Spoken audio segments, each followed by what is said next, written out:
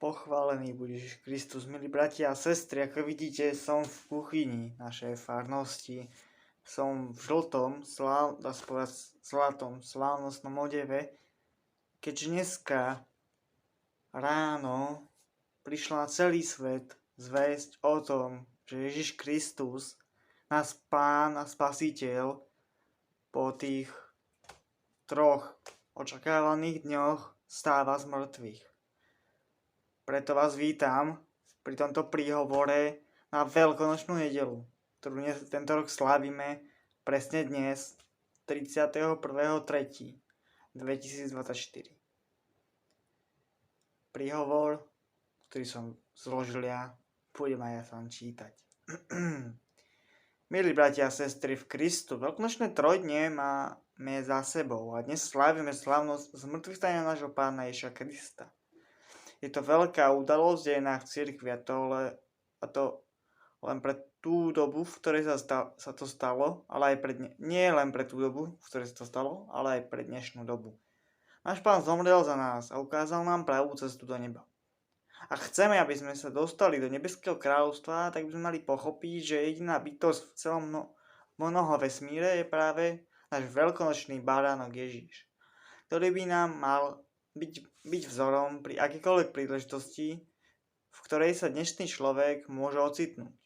Vieme, že sa to ľahko hovorí, ale je to ako keby že naši prarodičia vedeli, čo všetko má pre nich pripravený nebeský Otec. Tak by sme sa mohli oslobodiť dedičného hriechu, ale každý z nás má možnosť si vybrať, či byť vojakom Kristovej armády alebo ísť proti Ježišovi a byť na strane satana. Keď sa pozrieme trocha dozadu, tak sa sám Pilát slúžil ľuďom v pašiach na Veľký piatok. Máme dôkaz, že on nechcel Ježiša zabiť, ale slúžil ľuďom a ešte samotný židovský národ sa mu vyhrážal, že ak ho nedá zabiť, tak není priateľom cisára. Preto sa Pilát rozhodol, že sa nechce znepáčiť cisárovi a tak dal pokyn na bičovanie nášho Pána. My sa máme možnosť rozhodnúť sa každý deň. Náš Pán nás chce pripraviť na to, aby sme mali možnosť vyhrať v boji proti satanovi. A tak sa musíme rozhodnúť, komu budeme slúžiť, a takisto aj s tým, kedy sa pripravíme na prijatie iných sviatostí, a tak byť pripravený na večný odchod do nebies. My dnes prežívame Ježišovo víťazstvo nad smrťou, a tak prichádzame na prah nášho nového života. Po tejto dnešnej slávnosti bude veľkonočná oféra, ktorá sa ukončí zoslaním Ducha Svätého. Je to sviatok, keď Ježiš zosiela na svojich učeníkov Ducha, ktorý im má pomôcť na príchod nových učeníkov. Aj my sme jeho učeníci, tak sme aj dnes prišli k jeho oltáru. Určite všetci z vás boli v kostole dneska. Oltáru milosti, a tak privádzame svoje vnútorné ja k svojmu Pánovi a Spasiteľovi. Boh nám týmto skutkom ukazuje, že u neho nie je nič nemožné. A keď niekto zomrie z našich blízkych, tak neumrie na veky, ale len do času, kým Ježiš nepríde druhýkrát na túto zem. Ak sme my pripravení povedať Bohu áno v akékoľvek situácii, tak aj on nebude rozmýšľať pri poslednom súde, či sme jeho rodina alebo nie. Je to také isté, ako aj Ježiš hovoril. Kto vás počúva, mňa počúva. Kto vám pohrdá, mnou pohrdá. Presne dnes sa nás Boh opätovne pýta, si ochotná žiť so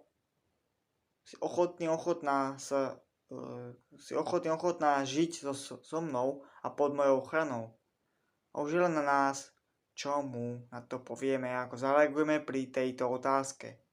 Poviem vám jednu vec z môjho života, ktorá sa mi 2-krát opakovala. Je to stretnutie s Bohom a je otázka týkajúca sa zasvetenej služby. Bola pekná májová nedeľa a ja so svojimi spolužiakmi na základnej škole sme mali prijať prvé sväté príjmanie. Celý deň som bol kvôli tomu nervózny, aby som niečo nedokázal. Nakoniec všetko dopadlo tak, ako sme si to pripravovali s katechétkou, a príjmanie vyšlo na prvý pokus. Po tejto sviatosti som ako aj moji spolužiaci išiel domov oslaviť to. Večer sa mi prisnilo, ako sa Boh pri tejto sviatosti potichu potichu pýta, ani som to vtedy nepočul, túto otázku. Si môj milovaný pripravený žiť podľa mojich prikázaní a hľadať moje stratené ovce po celom svete? Ja som mu na túto otázku neodpovedal, lebo som nevedel, čo má znamenať jeho otázka v doslovnom znení.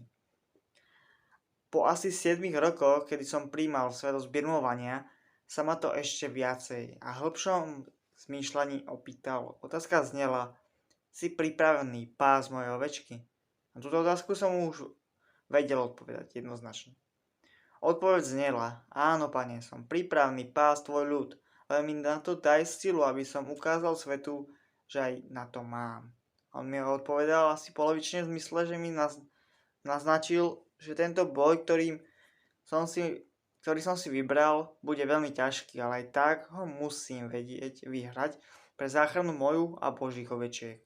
Som veľmi rád, že teraz mám svet ako na dlani a môžem sa ešte viac venovať písmu a učeniu môjho, tvojho a nášho Pána Ježiša Krista, ktorý si ma vedie cestou, ktorá na konci bude oslávená.